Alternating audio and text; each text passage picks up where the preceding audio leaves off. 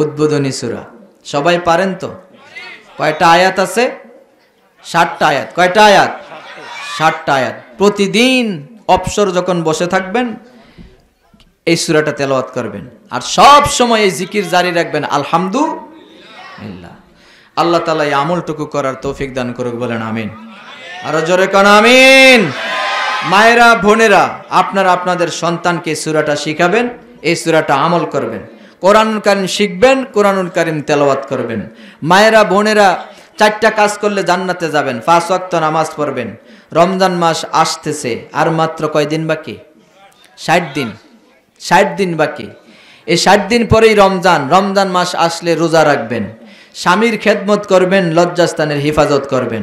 আমার নবী বলেছেন, যে মায়েরা, যে বোনেরা এই 4টা কাজ করবে, ওই বোনদের জন্য আমি জান্নাতের গ্যারান্টি দিলাম। কারণ সুবহানাল্লাহ, এই 4টা কাজ করলে তারা জান্নাতে যাবে।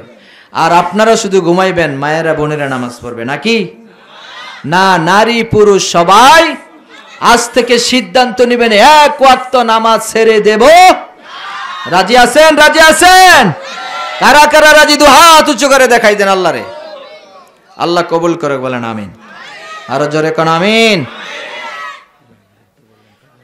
মাশাআল্লাহ, দেখছেন নি এতক্ষণ কষ্ট করছেন, একটু খানার ব্যবস্থাও আছে, কারণ আলহামদুলিল্লাহ।